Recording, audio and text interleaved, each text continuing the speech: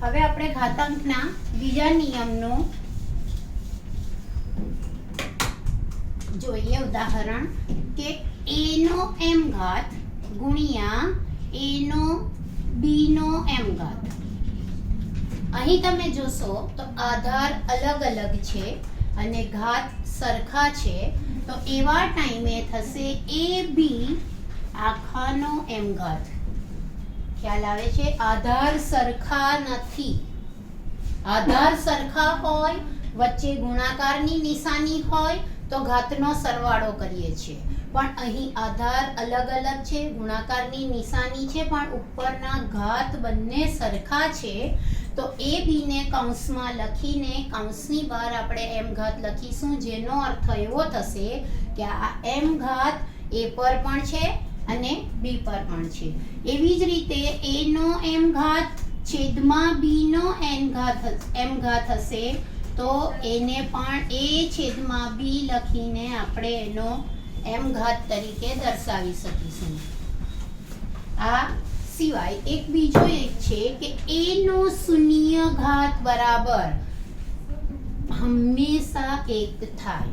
એટલે કે કોઈ પણ સંખ્યાનો જો શૂન્ય ઘાત લઈશું તો એનો જવાબ શૂન્ય નહીં આવે, એનો જવાબ 1 જ આવશે.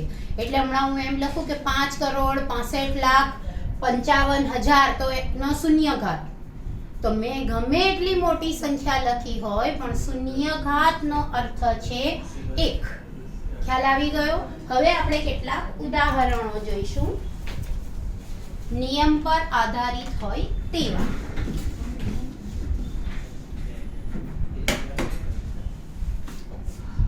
બે નો ઓછા 3 ઘાત ગુણ્યા ઓછા 2 નો ઓછા 2 ઘાત. હવે આ આપણે દાખલો કઈ રીતે કરી શકીએ? તો સૌથી પહેલા તો આપણે ઋણ ઘાતાંકને ધન ઘાતાંકમાં ફેરવીશું, એટલે કે 1/2 નો 3 ઘાત ગુણ્યા 1/2 નો 2 ઘાત. એટલે 1/2 નો આધાર સરખા, તેથી ઘાતનો સરવાળો, વચ્ચે ગુણાકારની નિશાની છે તો 3 + 2 એટલે 1/2 નો 5 ઘાત. જો આપણે અંશમાં લખીએ તો 2 નો ઋણ 5 ઘાત થાય. આપણે આ રીતે પણ દાખલો કરી શકીએ છીએ અને આ રીતે પણ દાખલો કરી શકીએ છીએ કે આધાર સરખા છે તેથી ઘાતનો આપણે સરવાળો કરીશું. ઘાત આપણા ઋણ છે તેથી મેં એને કૌંસમાં રાખ્યા છે, વચ્ચે વત્તાની નિશાની છે. હવે તમે જાણો છો કે જ્યારે બે ઋણ સંખ્યાનો સરવાળો હોય ત્યારે કરવાનો સરવાળો અને નિશાની ઋણ મૂકવાની. એટલે 3 ને 2 5, નિશાની આવશે ઋણ 5. બરાબર? હવે આપણે આગળ ચાલીશું, બીજું ઉદાહરણ જોઈએ.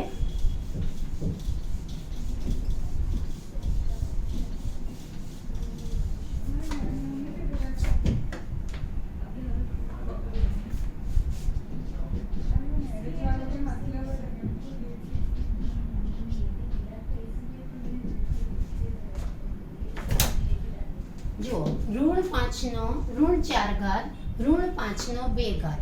હવે જોશો તો આનો ઘાતાંક ઋણ છે.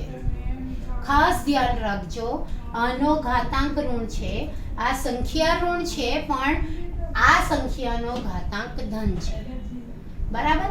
તો આપણે નીચે ફક્ત આને લાવવાનું છે, એટલે કે ઋણ 5 નો 4 ઘાત લાવવાનો છે. ઋણ 5 ના 2 ઘાતને ઉપર લઈ જવાનો નથી. કેમ? કારણ કે એનો ઘાત ધન છે, તેથી તે નીચે જ રહેશે. ઋણ 5 નો 2 ઘાત એટલે તો આપણો સામાન્ય જેવો દાખલો છે તેવો થઈ ગયો. એટલે ઋણ 5 નો 4 ને 2 6 ઘાત. આ અથવા તો ઘાતાંકના નિયમનો ઉપયોગ કરીને આપણે બીજી એવી રીતે પણ કરી શકીએ કે ઋણ 5 નો, જુઓ બંને આધાર સરખા છે, અંશ અને છેદમાં છે, તેથી ભાગાકારની નિશાની લાગશે. તો ઋણ 5 નો ઋણ 4 ઓછા નીચેના 2, આપણે કહ્યું કે ભાગાકારમાં ઘાતની બાદબાકી થાય, તો આપણે આવી રીતના કરી શકીએ. ઋણ 5, હવે ઋણ 4 ઓછા 2, તમે જાણો છો બંને ઋણ સંખ્યા છે, થશે સરવાળો પણ નિશાની ઋણ આવશે, એટલે કે ઋણ 5 નો ઋણ 6 ઘાત, એને તમે ઋણ 5 ના 6 ઘાત તરીકે પણ દર્શાવી શકો છો, અથવા આને ઋણ 5 ના ઋણ 6 ઘાત તરીકે પણ દર્શાવી શકો છો. અહીં તમને ખ્યાલ આવ્યો હશે કે ઘાતાંકના નિયમોનો ઉપયોગ કરીને અહીં જે દાખલાના મને 4 સ્ટેપ થયા, અહીં હું 2 સ્ટેપમાં એ સમ પૂરો કરી શકું છું. આપણે આગળ ચાલીએ. વ્યસ્ત સંખ્યા લખવાની હોય, ધારો કે 5 નો 2 ઘાત, તો તમે એનો વ્યસ્ત લખતા આવડે છે 1/5 નો 2 ઘાત. 5 નો ઋણ 2 ઘાત હોય તો 5 નો ઋણ 2 ઘાત હોય તો પહેલા તમારે એને ધન ઘાતાંકમાં ફેરવવું પડે અને ત્યાર પછી એનો વ્યસ્ત લખવાનો, એટલે કે 5 નો 2 ઘાત થશે. વ્યસ્ત લખવાનો ખ્યાલ આવે છે તમને? તમને એમ થશે કે આ પણ અંશમાં જ છે ને આ પણ અંશમાં જ છે, તો આ જવાબ ખોટો કહેવાય ના. આ સવાલ ને આ રીતે આપણે પહેલા પલટાવીએ છીએ ત્યારે ખબર પડે છે કે એનો અંશ થાય છે અને એ વ્યસ્ત થાય છે. ચાલો આપણે આગળ ચાલીએ. હવે સાદું રૂપ આપીને આપણે ઘાત સ્વરૂપે કઈ રીતે દર્શાવી શકીએ?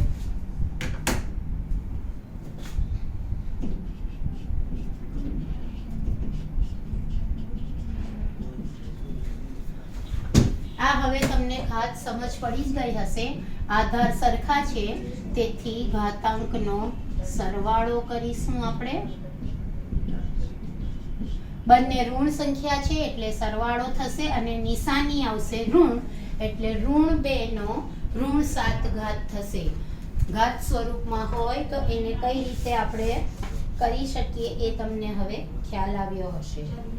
હવે કિંમત શોધવાના દાખલા આપણે જોઈએ.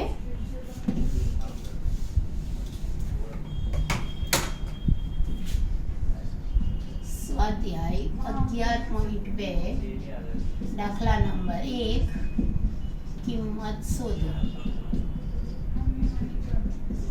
એમાં પહેલું છે 3 નો ઓછા 2 ઘાત. 3 નો ઓછા 2 ઘાત એટલે 1/3 નો 2 ઘાત આવશે.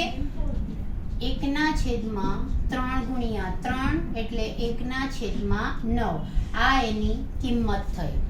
આપણે આગળ જે એક દાખલો કર્યો કે ઋણ 2 નો 3 ઘાત ગુણ્યા ઋણ 2 નો 5 ઘાત, તો ઋણ 2 નો 3 વત્તા 5 એટલે ઋણ 2 નો 8 ઘાત. આ સાદું રૂપ છે.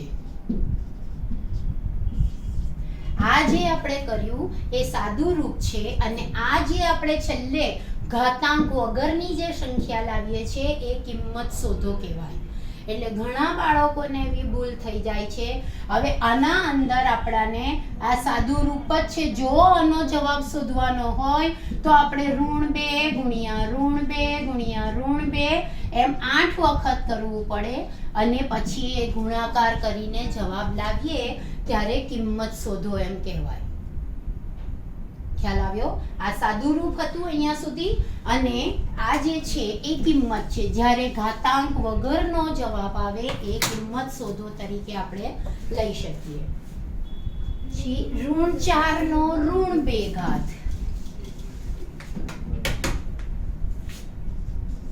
ઋણ 4 નો ઋણ 2 ઘાત. હવે અહીં સંખ્યા આધાર જે છે એના ઘાતના એના નિશાની સાથે આપણને કંઈ પણ પ્રોબ્લેમ નથી. ઋણ હોય, ધન હોય, કોઈ પણ હોય. આપણે ફક્ત ઘાતાંકની નિશાની જોવાની છે. ઘાતાંક ધન છે કે ઋણ છે. અહીં ઘાતાંક ઋણ છે તેથી આપણે એને નીચે લઈ જઈશું.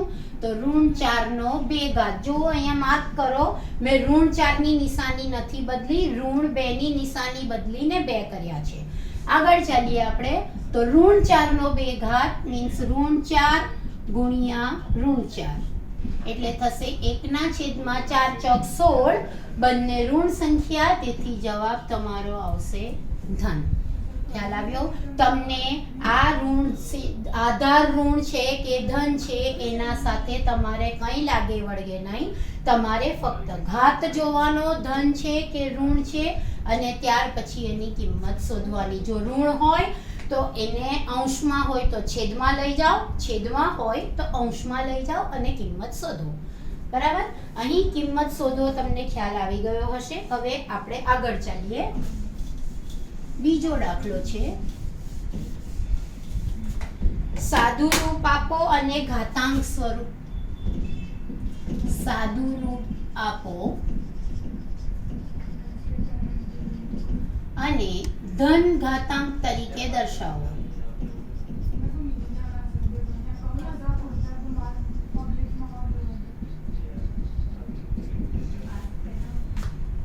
હવે જુઓ, ઋણ 4 નો 5 ઘાત ભાગ્યા ઋણ 4 નો 8 ઘાત.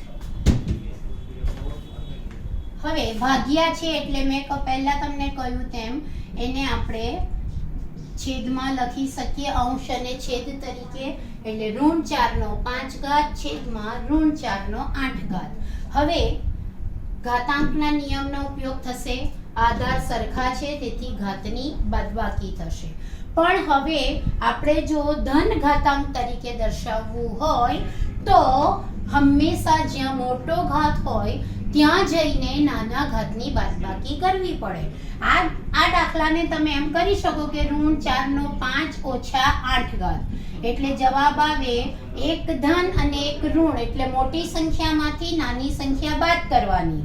તો 8 માંથી 5 જાય તો 3 અને નિશાની મોટી સંખ્યાની એટલે જવાબ આવે ઋણ 3. બરાબર? પણ જવાબ આપણે ધન ઘાતાંક તરીકે લાવવાનો છે એટલે ફરી પાછું આપણે નીચે લઈ જઈને ઋણ 4 નો 3 ઘાત દર્શાવવો પડે. આ રીત પણ ખોટી નથી, પણ જો ધન ઘાતાંક તરીકે જ દર્શાવવાનું છે તો પછી આપણે પહેલેથી જ જ્યાં મોટો ઘાત છે ત્યાં જઈને ઘાતની બાદબાકી કરીશું. એટલે 1 ના છેદમાં ઋણ 4 નો 8 માંથી 5 જાય તો 3. હવે ઘાતાંક ધન આવી ગયો છે. જો અહીં કિંમત નથી શોધવાની એટલે જો તમે નીચે જઈને આ કરો ઋણ 4 ગુણ્યા ઋણ 4 ગુણ્યા ઋણ 4 તો તમારું ખોટું કહેવાય. બની શકે કે તમને માર્ક્સ તો મળી જાય પણ એવું થાય કે તમે સવાલને બરાબર સમજી શક્યા નથી. બરાબર? સવાલ એમ કહે છે કે સાદું રૂપ આપો એટલે આપણે અહીં જ અટકી જવાનું. કિંમત શોધો એમ કહે તો આગળનું સ્ટેપ કરીને આપણે આગળ ચાલવાનું. બરાબર? બંને સવાલનું તમારે મગજમાં રાખવું પડે કે આ સવાલનો આટલો જ જવાબ આવે, વધારે ડબણ કરવું નહીં. આગળ ચાલીએ. બીજો દાખલો.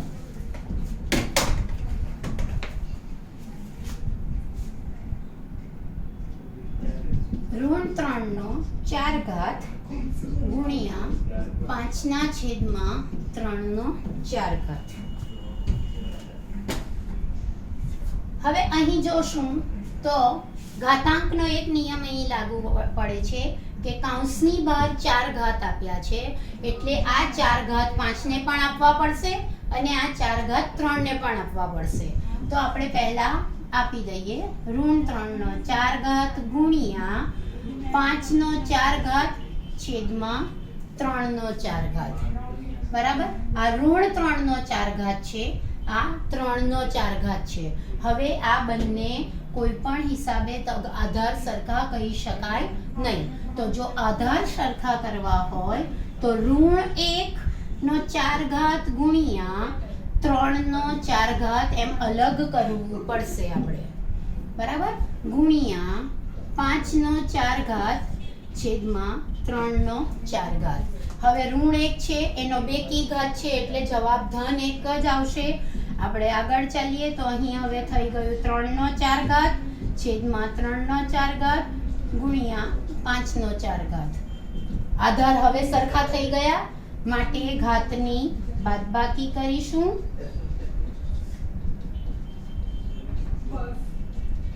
3 નો શૂન્ય ઘાત એટલે 1 ગુણ્યા 5 નો 4 ઘાત. ફરી પાછું યાદ અપાવું સાદું રૂપ આપવાનું છે કિંમત શોધવાની નથી એટલે આપણો જવાબ આવશે 5/4 ઘાત. કૌંસમાં 3 નો શૂન્ય ઘાત વત્તા 4 નો ઋણ 1 ઘાત ગુણ્યા 2 નો 2 ઘાત. હવે મેં હમણાં જ તમને ઘાતાંકના નિયમો બતાવ્યા. એમાં આપણે લખ્યું કે 3 નો શૂન્ય ઘાત એટલે 1 વત્તા 4 નો ઋણ 1 ઘાત. તો પહેલા એને આપણે ધન ઘાતમાં પલટાવીશું એટલે કે 1/4 ઘાત થશે ગુણ્યા 2 નો 2 ઘાત. હવે જુઓ અહીં તમને દેખાશે વત્તા છે. વત્તા એટલે આપણે સરવાળો કરવાનો છે પણ એમાં એક ધન સંખ્યા છે અને એક અપૂર્ણાંક છે. તો એક પૂર્ણાંક અને એક અપૂર્ણાંકનો સરવાળો કરવા માટે બે રીત છે. એક રીતે આપણે 1/1 લખીએ અને અહીંયા 4 અને અહીંયા 1 લસાઅ લઈએ. તો 4 ઉપર ગુણાશે 4 એકા 4 વત્તા 1 ઉપર ગુણાશે 1 એકા 1/4. એના સાથે 2 નો 2 ઘાત તો છે જ આપણા પાસે. હવે 4 ને 1 5/4 ગુણ્યા 2 નો 2 ઘાત. આટલું આપણાને ખબર છે. આ રીતે આપણે કરીએ. હવે આગળ આપણે ચાલીશું તો કઈ રીતે ઘાતનો કોઈ નિયમ અહીં મને નથી લાગતું કે આપણાને કામ લાગે. છતાં જોશો ધ્યાનથી તો તમને ખ્યાલ આવશે કે 4 એટલે 2 નો 2 ઘાત. ભલે 4 ને અત્યારે કોઈ ઘાતમાં નથી દર્શાવ્યો પણ આપણે એને દર્શાવી શકીએ છીએ 4 એટલે 2 નો 2 ઘાત ગુણ્યા 2 નો વર્ગ. બરાબર. હવે જુઓ આ 2 નો વર્ગ અંશમાં છે, આ 2 નો વર્ગ છેદમાં છે એટલે 2 નો 2 ઘાત ઓછા 2 ઘાત કરીશું, ભાગાકાર થશે અને ગુણ્યા 5 તો આપણા પાસે છે જ. તો 2 નો શૂન્ય ઘાત ગુણ્યા 5 એટલે 2 નો શૂન્ય ઘાત એટલે 1 ગુણ્યા 5 એટલે આપણો જવાબ આવશે 5. જુઓ કિંમત શોધોનો દાખલો હતો તેથી આપણે અહીં 5 લાવ્યા. જો કિંમત શોધોનો દાખલો ન હોત તો આપણો જવાબ અહીં આવી જતે. સાદું રૂપ આપો એટલે આપણે અહીં સુધી જ કરવાનું. પણ કિંમત શોધો એટલે આપણે છેલ્લે ઘાત વગરની સંખ્યા લાવવાની એટલે આ જવાબ આપણો આવી ગયો. હવે એવી જ રીતે આપણે બીજું ઉદાહરણ જોઈએ.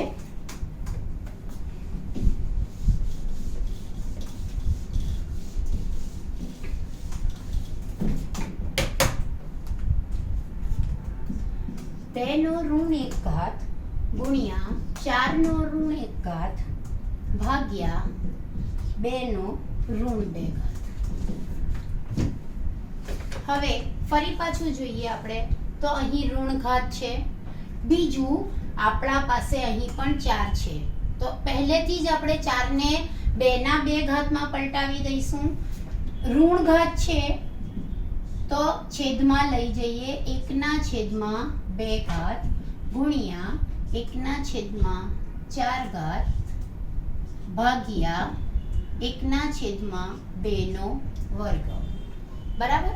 હવે આપણે 4 ને 2 ના ઘાતમાં પલટાવી દઈએ તો અહીં છે 2 નો કોઈ ઘાત નથી લખેલો એટલે એને 1 ઘાત ગણીશું ગુણ્યા 1/2 નો 2 ઘાત ભાગ્યા આ જેમ છે તેમ આપણે આગળ ચલાવીએ. હવે જુઓ આધાર સરખા થઈ ગયા એટલે આપણા નિયમ પ્રમાણે આપણે ઘાતને સરવાળો કરીશું. 1/2 નો 1 વત્તા 2 ઘાત ભાગ્યા 1/2 નો વર્ગ એટલે 1/2 નો 2 ને 1 3 ઘાત ભાગ્યા 1/2 નો વર્ગ. હવે આ દાખલામાં ભાગાકારની નિશાની છે, મારે એને ગુણાકારની નિશાનીમાં પલટાવવું છે. તો ભાગાકારની નિશાની પછીના અપૂર્ણાંકને ઉલટાવવું પડશે એટલે થશે 1/2 નો 3 ઘાત ગુણ્યા 2 નો વર્ગ છેદમાં 1. જો આગળની સંખ્યાને મેં નથી પલટાવી. જો ભાગાકારની નિશાનીને ગુણાકારમાં પલટાવવી હોય તો ભાગાકારની નિશાની પછીના અપૂર્ણાંકને આપણે ઉલટા કરીશું. હવે દાખલો જોતા ખ્યાલ આવે છે કે 3 ઘાત નીચે મોટા છે તેથી આપણે બાદબાકી માટે 2 ને નીચે લાવીશું એટલે 1/2 નો 3 ઘાત ઓછા 2 ઘાત એટલે 1/2 ઘાત. અહીં 2 લખવાની જરૂર નથી. કિંમત શોધો 1/2 આવી ગયું આપણું. ખ્યાલ આવે છે તમને? મારા ખ્યાલથી આ ટાઈપના દાખલા તમને ખ્યાલ આવી જશે. છતાં કોઈક દાખલો એવો હોય તો આપણે એક વખત ફરી પાછો જોઈ લઈએ.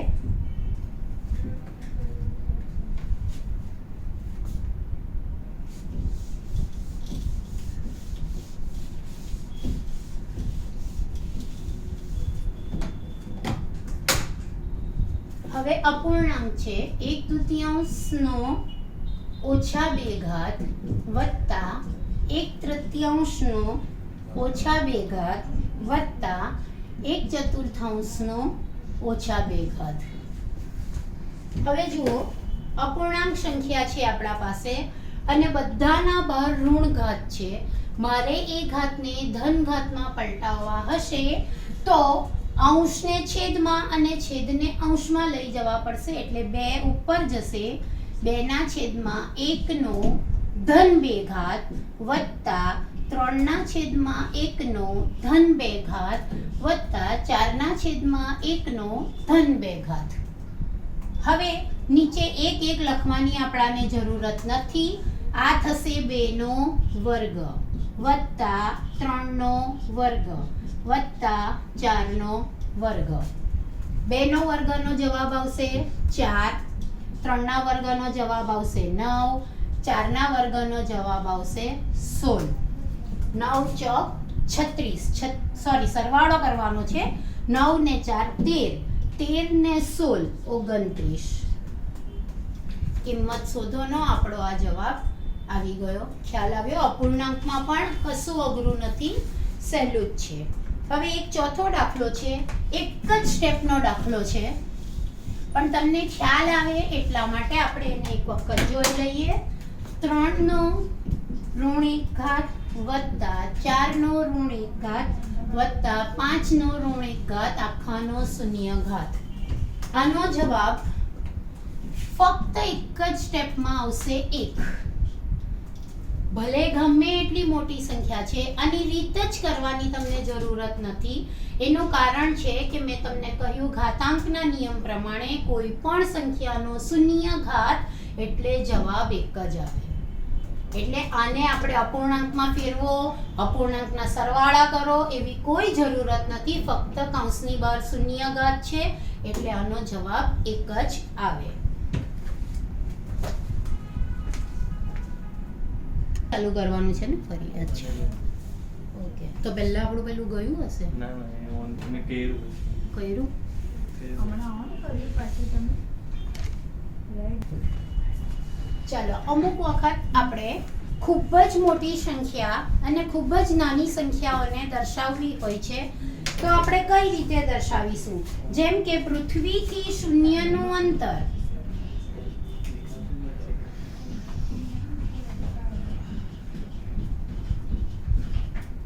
આટલા બધા મીટર છે.